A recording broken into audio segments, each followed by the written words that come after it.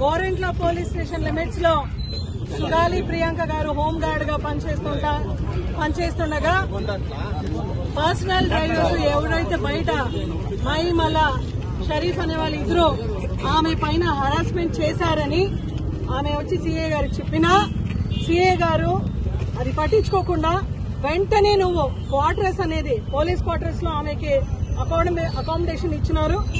వెంటనే దాన్ని నువ్వు ఖాళీ చేసి వెళ్ళిపో అని చెప్పిన వెంటనే ఎందుకు సార్ ఇలా చెప్తున్నారు?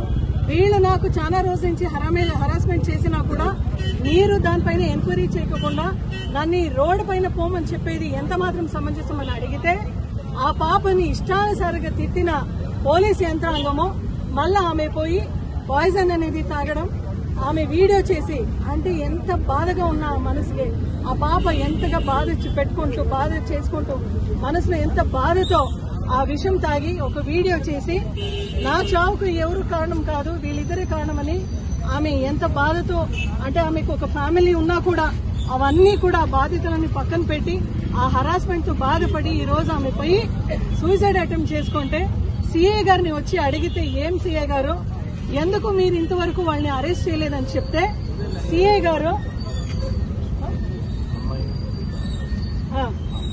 మా ఎస్పీ సీఏ గారు స్వయం ఆయనకు చెప్పిన మాట వినండి.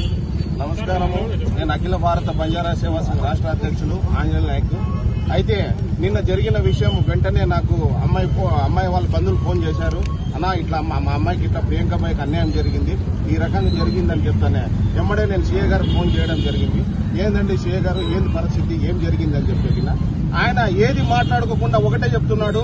అమ్మాయి ఇంటికి ప్రతి రోజు ఎవరో ఒకరు వచ్చి పోతున్నారు క్వార్టర్స్ లో, అమ్మాయి పతిత అని చెప్పేసి ఈయన డిక్లేర్ చేయడానికి ఈయన డిపార్ట్మెంట్ సీఏ గారా లేకపోతే ఆయన జడ్జి గారా అర్థం కావట్లేదు.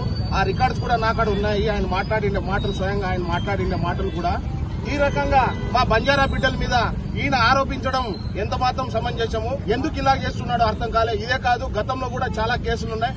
గోరెంట్ల స్టేషన్ నుంచే దాదాపు మా సుగాలుల విషయంలో కావచ్చు బంజారాల విషయంలో కావచ్చు ఈయన అయితే జాతి పట్ల ఎందుకు ఇచ్చేస్తున్నాడో కూడా అర్థం కావట్లేదు. ఎందుకు ఆయనకి జాతి మీద ఎంత కసి ఉందో కూడా అర్థం కావట్లేదు. సీఏ గారు వైఖరి మార్చుకోకపోతే ఇది రాష్ట్ర వ్యాప్తంగా మేము ఖండిస్తున్నాము. రాష్ట్ర వ్యాప్తంగా ధర్నాలు కూడా చేస్తాము సీఏ గారి మీద, స్పెషల్ గా ఈయన మీద.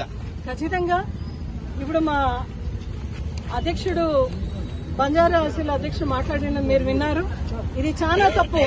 ఒక అమ్మాయి పట్ల ఎందుకు మీరు ఇంతవరకు హరాస్మెంట్ చేసిన వాళ్ళని అరెస్ట్ చేయలేదని ఒక మాజీ మంత్రిగా డిస్ట్రిక్ట్ ప్రెసిడెంట్ గా నేను అడిగితే మా పైనే దౌర్జన్యంగా మాట్లాడడము అది పోలీస్ స్టేషన్ లో ఎంత మాత్రం సమంజసం అని ఈ రోజు మేము అడుగుతున్నాము.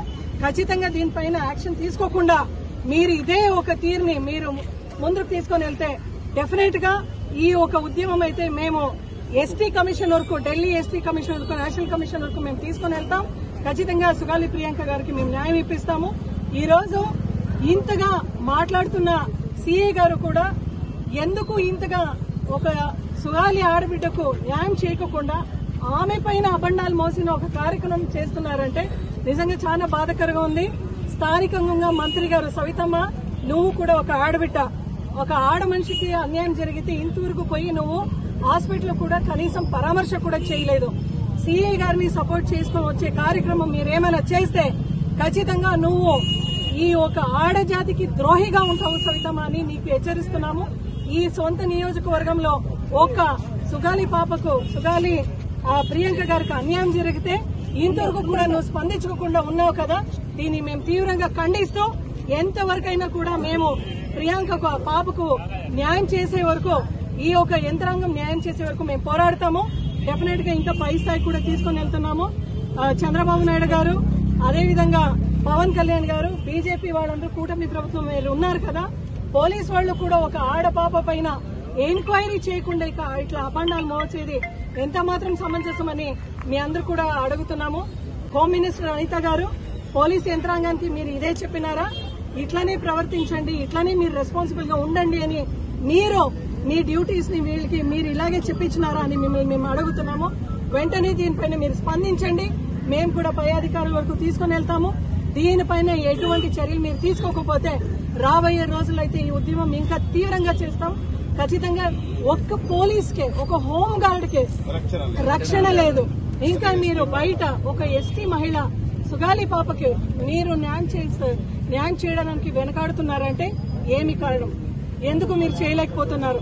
డెఫినెట్ మేమైతే ఇంకా పబ్లిక్ కి మీరు ఏమండి న్యాయం చేస్తారనే విషయంలో అయితే పబ్లిక్ అందరూ కూడా అయోమయంగా ఉన్నారు.